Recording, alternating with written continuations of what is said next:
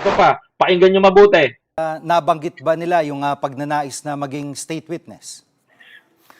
Ang sabi ni Atty. Samaniego, interesado pa rin ang mga diskaya na maging state witness. Ang problema daw nila, ayon kay Atty. Samaniego, ay paiba-iba ang mga hinihingi raw ng kanilang mga kausap, whether it's the prosecution or the ICI or the DOJ. So we were asking them, so ano yung paiba-iba dun sa mga kinakausap ninyo na mga demand? Ang sabi niya, for example, restitution daw. What is restitution? Mga kababayan ko, pakinggan nyo, marami kayong matututunan dito sa video na to. Magaling magpaliwanag si Ed Lingao, promise. Pakinggan nyo. Ang korte lamang, ang kanilang panig, korte lamang daw ang maaring mag-utos ng restitution o civil liability sa kanilang mag-asawa. That's number one. Number two, as far as the couple is concerned daw, according to Atty. Samaniego, legal ang lahat na perang kanilang pag-aari. Wala raw silang ninakaw sa gobyerno, wala silang dinampot o dinukot, at lahat ng kanilang mga kontrata ay dumaan sa proseso, sa public bidding. Ayan. At in effect, wala silang ninakaw. That Oh! is as far as they're concerned. Nako. Diyan magkakatalo-talo. No? Diyan magkakatalo-talo, mga kababayan. Oh, naniniwala kayo walang ninakawan diskaya. That is the biggest question. Do you believe na walang ninakaw itong mga diskaya? Oh, yan ang pinakamasakit na tanong dito. If you believe sa mga diskaya, kung naniniwala kay Pangulo, naniniwala ka kay sa diskaya, naniniwala kay Pangulo, naniniwala ba kay Pangulong Bongbong Marcos na naniniwala kailangan magsauli ng pera ang diskaya? Naniniwala ba kayo sa mga diskaya na malinis ang kanilang pera at dumaan sa legal na proseso? Mga kababayan ko. Okay. Oh, ayan na mga kababayan, magkakaalaman tayo dito. Oh, sige, tanungin ko kayo. Naniniwala ba kayo walang ninakaw ang mga diskaya? Tapos sabay i-like mo yung live stream natin, mga kababayan ko. Maganda to. Ikaw ang siraulo, binayaran ka lang na niligaw ka pa. Salita mo, tumigil na kayo. Jumong, nako, hindi ako nanliligaw. Malayo, di ba? Oh. Malayo. Ito fact ang sinasabi natin based on the news. So, kayo, naniniwala ba kayo na itong mga diskaya, mga kababayan ko, ha, makinig ha, itong mga diskaya, mga kababayan ko, ay walang ninakaw according sa kanila, mga kababayan. Diyan tayo magkakatalo-talo, mga kababayan ko. Oh, sus, wag mong bilugin ang ulo na namin diskaya. Sabi dito ni Mel Channel, MB Channel, oh, ha? Ang ano yan, saldi ko kuna walang ninakaw, buset, sabi ni Ma'am Villarreal, sabi ni Ma'am Charito Torion Marsan, utot, diskaya, nakaw. Ayan, mga kababayan, at least hindi to nanggagaling sa akin na tagal ko na sa gobyerno, di ba? O, yung mga ano. So ngayon, ang explanation diyan ganito. Ako, number one, hindi ako maniniwala kay Sara Vizcaya na wala silang ninakaw sa gobyerno. Bakit? Yung mga joint venture nila, mga kababayan, yung mga joint venture nila together with another company na sila ang mismong contractor o nakipag-joint venture sila sa isa pang contractor na mga hindi natapos, mga kababayan ko ha, hindi natapos na mga proyekto, naging ghost project. Sa mga tuwid, mga kababayan ko, ipinagpipilitan nila na malinis ang kanilang pera. Malinis sa pananaw ng ano, mga kababayan ko, ng papeles. Ngunit sa resibo sa gawa, kung natapos ba, yon ang malaking tanong. Ang tanong dito, hindi. Mas marami ang ghost project sa inyong mga joint venture. Ngayon mga kababayan ko, kailangan ba nitong mga to magsaoli ng pera? Ang sagot, mga kapatid, tama. Kailangan yung magsaoli ng pera sa taong bayan. Dahil kahit ipagpilitan ninyo na meron kayong joint venture, yan kasi pinagpipilitan nila. We have joint venture namin yan together with ganitong company. Hindi nila natapos, kasalanan nila yan kasi kami lang ang naipag-joint venture sa kanila. Malaking kalokohan yon. Kaya po mga kababayan ko, kung ako po tatanungin nyo, malakas ang ebidensya talaga na meron kayong ninakaw, dapat po isauli nyo to sa taong bayan. Mga kapatid, kailan ba kayo kumita ng perang ganyang kalaki? Di ba sa panahon ni Duterte? Sinong nilapitan yung senador? Yung laging nakadikit kay Duterte. Halata naman, mga diskaya. Huwag nyo nang paikot-ikutin. Kung ako sa inyo, makukulong ka na naman din, Sara, isulitin mo na. Magsalita ka na. Ilaglag mo na ito. Sa kapakanan na lang ng taong bayan. Isipin mo naman yung mga tao na walan ng kinabukasan. Hindi nyo ba nahahalata? Pinapasukan na lang siya. Pinapasukan na lang itong si Sara Diskaya na umamin ka itong malaking tao na to at sa bibig mo manggaling. Diyos ko, mga kababayan ko, tuloy. So ang sinasabi nila, anong restitution na pinag-uusapan natin kung wala naman kami ninakaw? Yan po yung kanilang panig. At pagdating dito nga sa kayamanan ng mga Diskaya, no, marami nang na-free sa kanilang mga asset. May naging pahayag ba, Abogado Diskaya, kung kumusta na yung mga assets talaga ng mga Diskaya?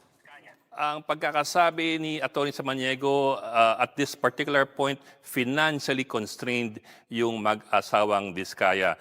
Actually, Jiggy, may interesting discussion namin kanina with Atty. Samaniego. Kasi yun nga, ini-insist ni Atty. Samaniego na legal lahat ng kaperahan ng mga Diskaya at wala. Panoorin nyo to, mga kababayan ko. Kung legal lahat ang kinikita ng Diskaya, mga kababayan, bakit ganito ang nangyari? Panoorin yung sabi ni Edling daw. Sila ninakaw. Yeah, that's true that it has to be proven pa in court. Pero naputang usapan dun sa ano. Kung ganun, na legal lang pera ng mga Diskaya, bakit sila nakapagbayad ng mga daan-daang mga milyong piso na panuhol sa mga district engineer, mga public works officials? Yan yung sinasabi ko, mga kababayan ko. Tama ba ako? Pakinggan nyo mabuti, ha? Pakinggan nyo. If ever mga politiko, how are they able to afford yung pagbayad ng mga perang ito na napakalaki sa mga taong yan na nanunuhol daw sa kanila? Ang sabi ni Atty. Samaniego, let's be realistic daw. Let's be realistic. Talagang gawain yan na suhulan doon. Oh, ayan na. From Atty. Samaniego, mga kababayan ko, talagang nangyayari ang suhulan. At least klaro, mga kababayan. At least malinaw, mga kababayan ko. At least, di ba? Legal. Legal daw ang kanilang pera. So ngayon, saan nanggaling yung pera nila? Galing sa masamang gawain, masamang ginagawa. So ano mangyayari ang tawag doon sa makatuwid na galing ang pera sa dirty money? So kung dirty money yung pera nila, nagre-return sa kanila at ang ibinabayad nila, pinambabribe din nila doon sa mga politiko is dirty money. Sa makatuwid, mga kababayan ko, kinonsinti ng Diskaya, kinonsinti nila yung kalokohan ng mga kongresista. Pinangka nila, mga kababayan ko, na mag-bribe at magbayad na magbayad, magpaluwal na magpaluwal upang kumita sila ng kumita ng pera sa maduming paraan, mga kababayan. We are talking about good, dirty money and good money, mga kababayan ko. Yung ordinaryong Pilipino, we earn a good money. Galing sa pawis at hirap natin. Sa kanila, mga kababayan ko, easy money with the bribery, mga kababayan. Yun yung point of view doon. O, tuloy. Sa mga public works contracts. So next question namin is, kung ganun, saan nila kinukuha ang pera para manuhol? If you're doing the projects properly, implementing the projects as bidded out, dapat sapat lang yan para sa proyekto. Saan mo kinukuha yung perang panuhol na ayon sa'yo, legal naman? Ang sabi nito ni Samaniego, well, from the very start daw, quadruple A contractors ng mga Diskaya at doon sila humuhugot ng pera. So, ibig mo sabihin, sabi namin, ibig mo sabihin na from their own savings, kinukuha ng mga Diskaya ang panuhol nila doon sa mga politiko at sa mga engineer. Ganun daw. So, medyo fantabulous ng konti, pero yun nga that's their point of view. Na ayon sa kanila, legal ang pera ng mga Diskaya at ang anumang pinanggagastos nila para panuhol sa mga engineer ng DPWH, yan daw ay kusang loob na nilalabas nila mula sa kanilang sariling bulsa. Sa makatuwid, nanuhol pa rin kayo. Ang sakit, mga kababayan. O, kita nyo na, Mga kababayan ko, nung panahon ng dating Pangulong Duterte, talamak ang korupsyon, sasabihin yung pinakamalinis, pinakamagaling si Digong. Ay, naku po. Oh my gulay. 'Di ba? Nagbibigayan sila ng kickback, eh di galing sa taong bayan. Correct? Mga kababayan ko. O, 'di ba? Ayan ang ano, yan ang tatak Duterte. 'Di ba? Mga kababayan ko, papunta pa lang tayo, pababa pa lang tayo dun sa Davao, mga kababayan. Dito pa tayo sa exciting. Wala pa tayo sa climax, mga kapatid. Imagine ninyo, ang tagal nating naghihirap dito, itong mga walang yan na to, niloloko tayo ng niloloko. O ngayon, di umaamin kayo, nilalantad kayo, kusang lumalabas sa mga bibig ng mga abogado nyo, yung mga baho ninyo. Imagine, mga kababayan ko, for how many decades na binabaha ang Bulacan? For how many years na nagtitiis ang mga tao dyan? Sa mga taga Bulacan, sa mga taga diyan sa mga binabaha, 'di ba? Lubog ang eskwelahan. Mga bata, mga kababayan ko, na hindi nabigyan na makapag-aral ng maayos sa tuyong tubig, mga kapatid.